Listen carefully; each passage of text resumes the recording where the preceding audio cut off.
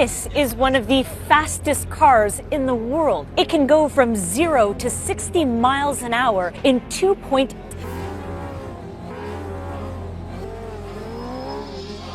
You've heard of billionaires feuding online, but you've never seen anything like this. Ladies and gentlemen, please welcome CEO and founder of Koenigsegg. The CEO of Koenigsegg, a man who usually keeps quiet, just wiped the floor with Elon Musk in a way no one expected.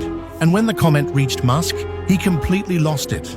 This isn't just a clash over cars, it's a brutal collision of two completely different worlds. Here I'm 22 years old. I had started my first company when I was 19. It was a trading company. Raw hypercar engineering versus electric empire building. What started as mutual respect spiraled into one of the most unexpected showdowns in automotive history. So why did you decide to build this car? It was my childhood dream. I had a dream since I can remember. I was 5-6 years old. And by the end of this video, you'll understand exactly why. The Swedish underdog.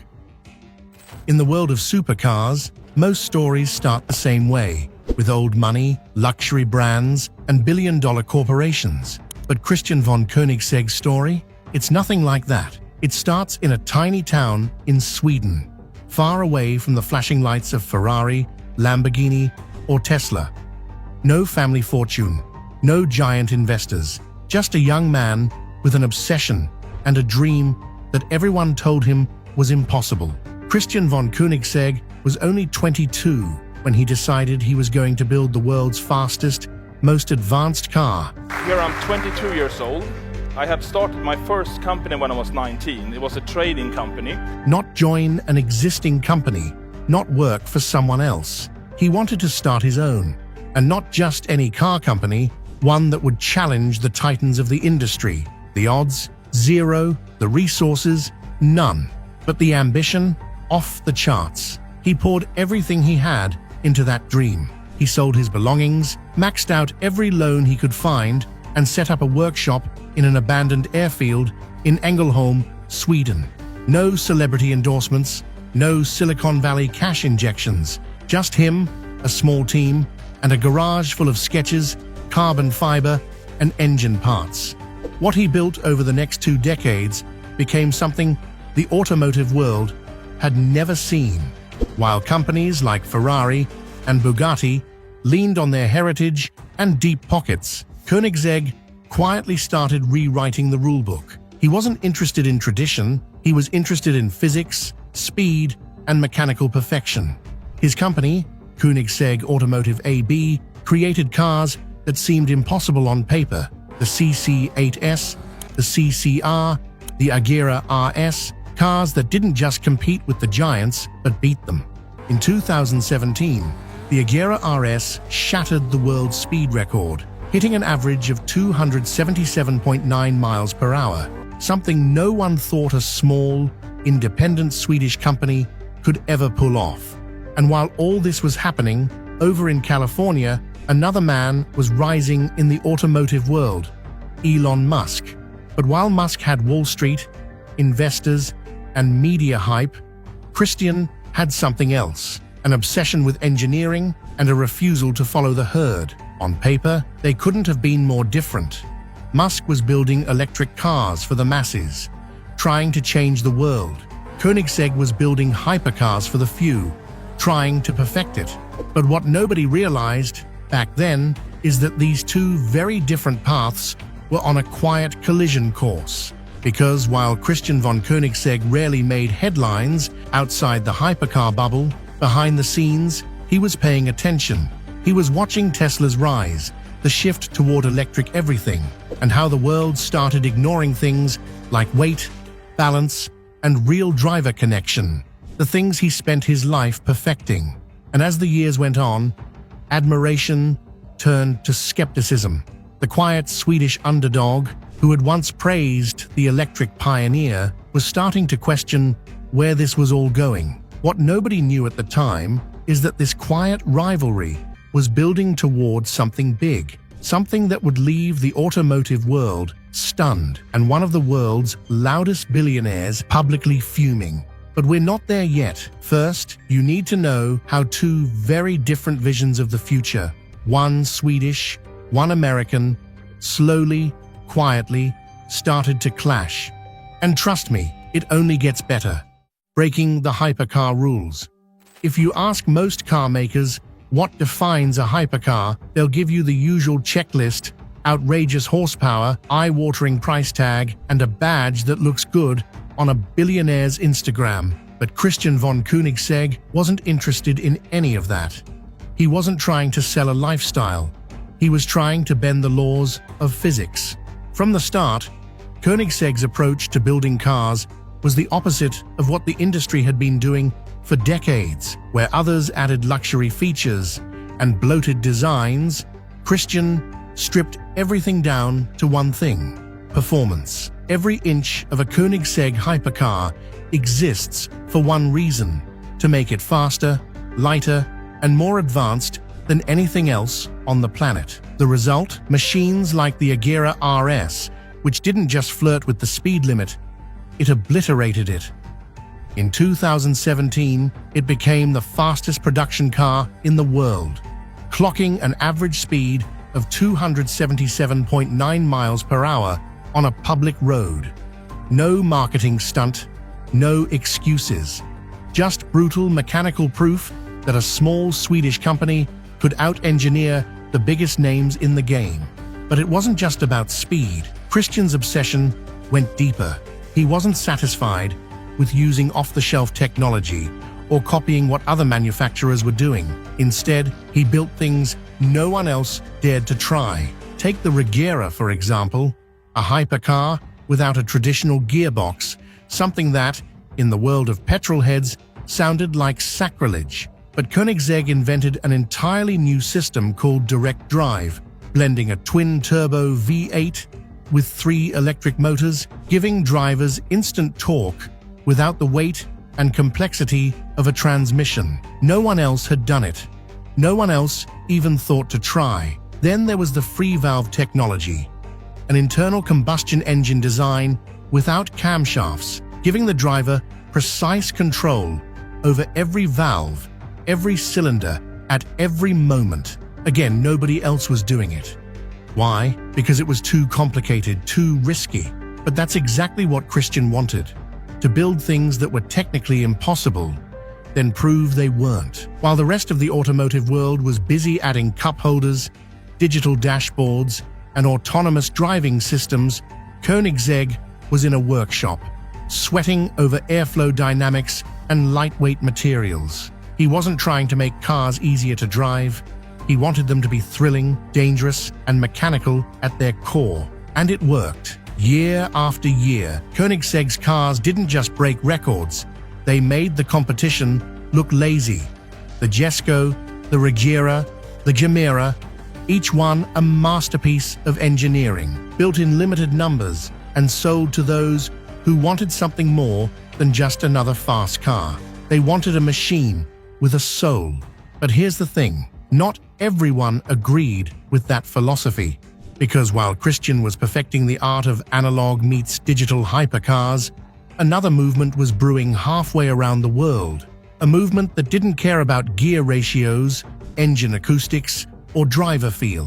A movement led by a man who believed the future wasn't about driving, it was about efficiency, autonomy, and software. And that movement was about to collide with everything Koenigsegg stood for. You see, Christian von Koenigsegg had spent decades building machines for people who love to drive. But what happens when the world starts falling in love with machines that drive themselves? That's where the story starts to shift. And what comes next? It's the beginning of a clash that no one saw coming. The rise of Tesla and the two roads. While Christian von Koenigsegg was quietly rewriting the rules of hypercar engineering in Sweden, across the Atlantic, a very different story was unfolding. One that wasn't about carbon fiber monocoques or turbocharged V8s. It was about batteries, mass production, and a man who didn't just want to change the car industry, he wanted to change the world. That man, of course, was Elon Musk. In the early 2000s, As Koenigsegg was testing prototypes and fine-tuning airflow, Tesla was just an idea, a startup no one took seriously. An electric car company at a time when electric cars were seen as glorified golf carts. Most of the auto industry laughed them off. But Musk wasn't in it to build a few nice cars.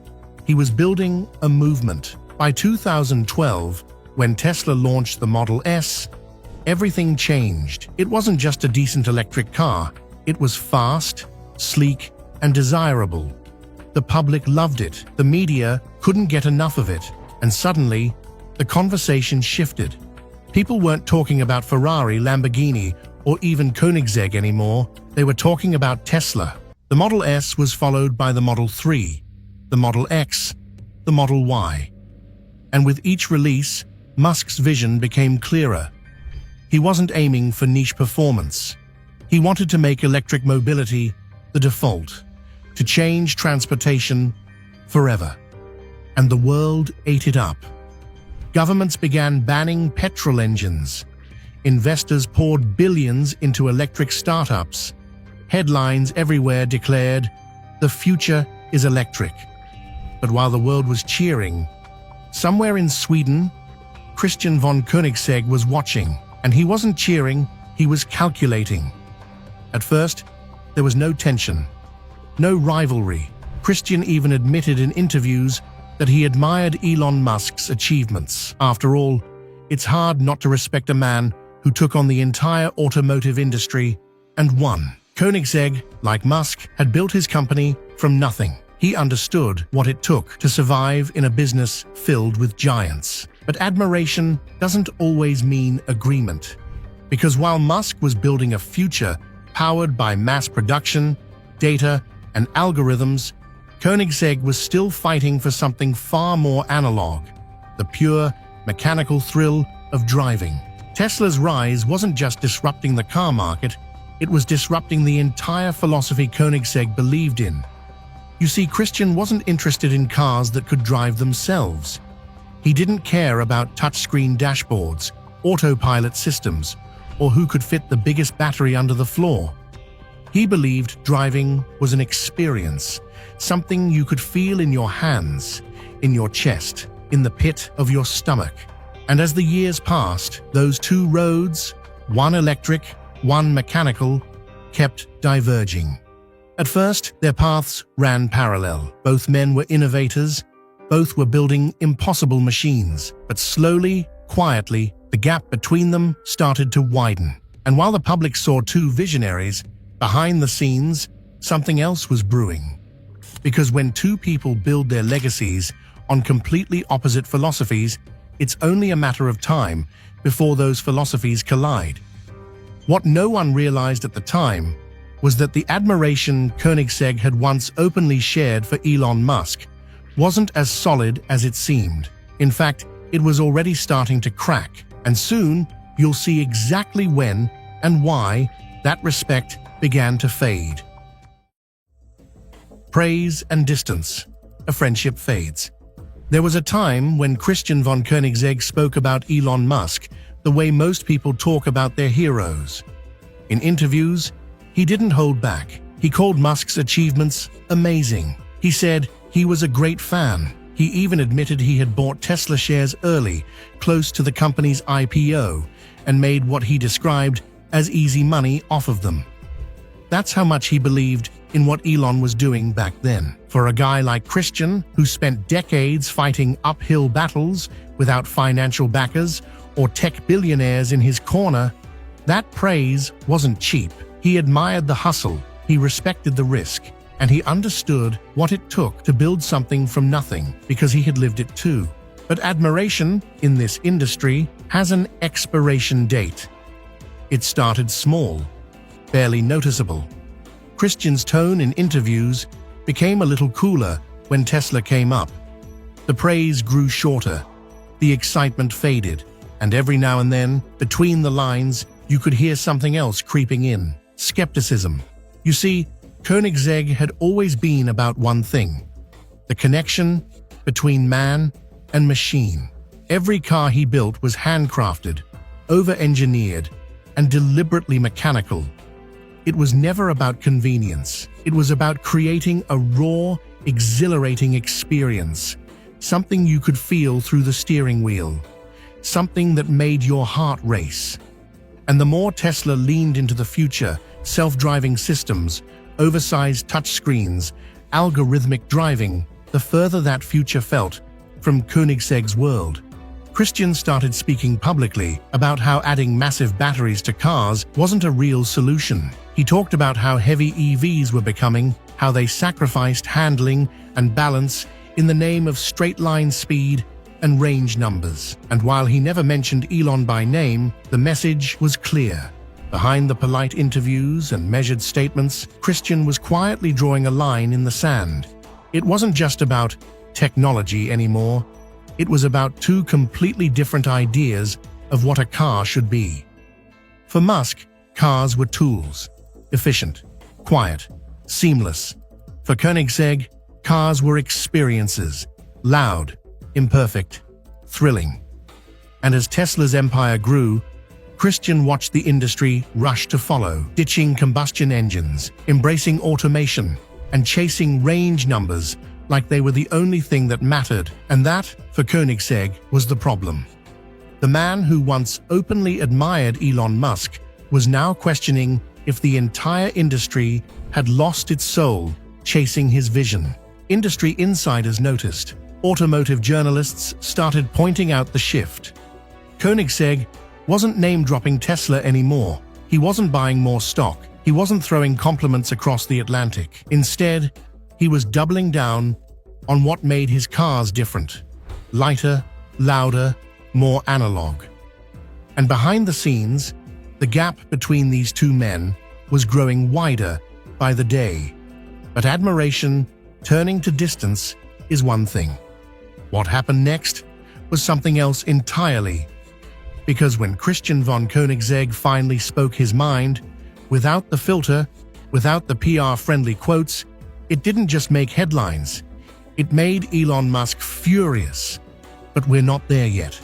First, you need to understand exactly what Koenigsegg believed Tesla was doing wrong, and why he thought the future Elon was selling wasn't the one we should want.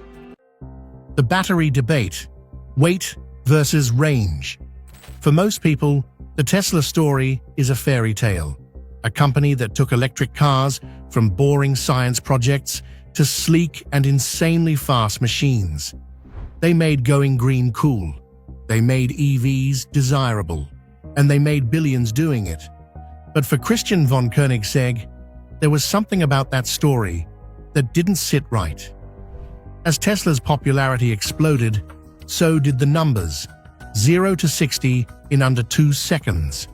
Quarter-mile times that embarrassed million-dollar hypercars. Range estimates that stretched farther and farther with every new battery pack. On paper, it was all impressive. Impossible even. But Christian wasn't reading the fine print. He was looking under the hood. And what he saw bothered him. For Koenigsegg, performance wasn't just about numbers. It was about physics, balance, weight distribution, and the feeling you got when you wrapped your hands around the steering wheel. But Tesla's method of chasing performance was simple. More batteries, more power, more weight. Christian started pointing it out, politely at first. In interviews, he began explaining why throwing huge battery packs into a car was, in his view, the wrong way forward. Yes, it made for impressive acceleration. Yes, it extended range. But it also made the cars heavy, sluggish in corners, and fundamentally less engaging to drive. Weight was the enemy. Always had been. In the hypercar world, every gram matters. Engineers spend years shaving ounces off components because even the slightest weight gain changes how a car behaves. But Tesla? They were loading their cars with battery packs that weighed nearly half a ton. To Christian, it wasn't elegant engineering, it was brute force. And as Tesla's influence grew, more and more manufacturers started following their lead. Everyone wanted faster EVs, longer ranges, bigger batteries. Christian saw the trend, creeping into the performance sector, the world he had fought so hard to define, and he didn't like where it was going. In one interview, he even joked that Tesla's insane acceleration numbers had embarrassed companies like his, forcing them to reevaluate their benchmarks. But behind the smile, the message was clear. This isn't how you build real performance. He wasn't alone in that thinking. Purists, engineers, and old-school drivers echoed the same concerns. But Christian wasn't just a critic. He was an innovator, and he wasn't about to sit back while the future of performance driving was reduced to battery size and 0 to 60 bragging rights. So, he doubled down on what he believed in. Koenigsegg developed hybrid systems that used lightweight electric motors alongside high-revving combustion engines. They created battery packs that were smaller, more efficient, and integrated into the car without sacrificing handling. And while the rest of the industry raced to catch up to Tesla, Koenigsegg quietly worked on something else, something that could bridge the gap without giving up the soul of driving. The difference in philosophy couldn't have been clearer. Elon Musk wanted to automate, electrify, and mass-produce the future. Christian von Koenigsegg wanted to preserve the mechanical thrill of performance and reimagine what it meant to drive. And it wasn't just a technical disagreement anymore, because the more Christian talked about weight, balance, and real driving feel, the more it felt like he wasn't just criticizing Tesla's engineering, he was criticizing Tesla's entire ideology. The divide was growing, and soon it wouldn't be polite, it wouldn't be subtle, it would be public, brutal, and unforgettable. But before that moment came, Christian had one more move to make, a move that sent a message to the entire industry, including one person in particular. And that's what we'll get into next. The Demeanor Challenge. By the late 2010s, the automotive world was no longer asking if electric cars would take over. It was only a question of when. Tesla wasn't just dominating headlines. They were changing legislation, shifting markets, and forcing the old guard to either evolve or die. Every major car maker scrambled to electrify their lineups. And in the middle of all that noise, Christian von Koenigsegg did something unexpected. He didn't join the race, he rewrote the playbook again. In 2020, Koenigsegg unveiled the Demeanor, a car that, on the surface, shouldn't exist. It wasn't a two-seater hypercar, it wasn't a track monster, it was something completely new, a Mega GT, as they called it, a four-seater family hypercar with over 1,700 horsepower, a tiny three-cylinder engine, and 3 electric motors. The world went nuts. We have a full mega car. You have an interior space never before seen in a sports car. This wasn't just a response to Tesla or the EV craze. This was Koenigsegg's way of saying, we see the future, but we'll get there our way. The Demeanor wasn't weighed down by oversized batteries. It wasn't soulless or sterile. It blended electric power with mechanical madness, keeping the lightweight, driver-focused philosophy intact. But that wasn't the end of it. A year after revealing the hybrid Demeanor, Christian dropped another bombshell. He announced that Koenigsegg would also offer a fully electric version of the Demeanor, no combustion engine at all. And just like that, Koenigsegg stepped into Tesla's territory, but not like everyone else. Because while other companies were chasing range numbers and software gimmicks, Koenigsegg's approach to an electric hypercar wasn't about autopilot features or touchscreens. It was about raw, mechanical feel, preserving what made driving exciting, even without a combustion engine. Industry insiders immediately started whispering, is this a direct shot at Tesla? The timing was suspicious. Tesla had just teased their second-generation Roadster, a car promising outrageous acceleration and over 600 miles of range. But Christian wasn't interested in range. He wasn't building a road trip EV. He He was building a machine that would terrify you in the best way possible every time you touched the accelerator. The media started framing the narrative: Koenigsegg versus Musk, two visions of the future colliding. And whether Christian meant it that way or not, the comparisons kept coming. People began to notice how different the Demeanor's design philosophy was. Where Tesla stripped out physical controls and driver involvement, Koenigsegg doubled down on making the driver feel every millisecond of acceleration, every ounce of torque. Elon Musk remained quiet on the matter, publicly at least, but behind the scenes, people close to both companies claimed that Musk was paying attention, that he didn't like the way Koenigsegg's subtle jabs about battery weight and driving feel were being picked up by the media, that the Swedish hypercar genius, who once openly admired him, was now shaping the narrative against Tesla's philosophy. And the final spark, it came during a private event when someone asked Christian about the future of EVs and how Tesla had changed the game. What he said in response wasn't meant for headlines, but it made them anyway, because at that moment, Christian von Koenigsegg stopped hinting. He made it personal. And when the comment reached Elon Musk, he completely lost it. What Christian said and how Elon reacted is what we'll get into next. The moment everything exploded. It happened behind closed doors at a private industry Q&A during an automotive event in Europe.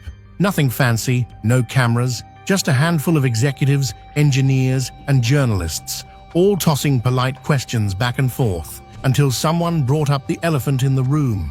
A reporter asked Christian von Koenigsegg what he thought about Tesla's dominance in the EV space, and whether he believed hypercar makers like Koenigsegg could even stay relevant in a world run by Elon Musk. According to reports, Christian smiled. For a second, it seemed like he'd give the usual diplomatic answer, the one he'd given 100 times before.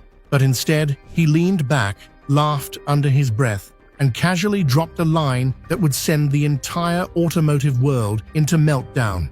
"Tell Elon I said F you. We build real cars, not appliances." The room froze. Nobody was sure if he was joking or dead serious. But either way, it was too late. That sentence, 5 words and a jab, at the heart of Musk's philosophy, made its way out of that private room and onto the internet within hours. And when it reached Elon, he completely lost it. Sources close to Tesla say Musk was livid. He ranted to his inner circle, calling Koenigsegg's cars irrelevant toys for the ultra-rich, dismissing Christian as a small-time engineer who doesn't understand the future. Screenshots of deleted tweets circulated online. Harsh, bitter comments Musk had supposedly fired off and quickly removed. But the damage was done.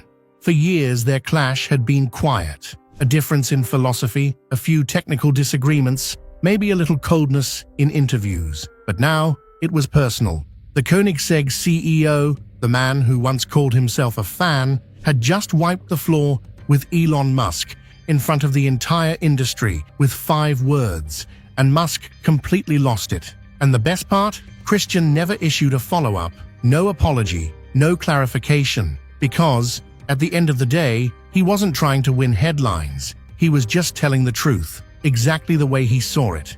And Elon Musk wasn't used to being told off by the quiet guy from Sweden. So now the question is, was Christian von Koenigsegg simply defending the soul of driving, or did he just expose the one thing Elon Musk can't control? What do you think?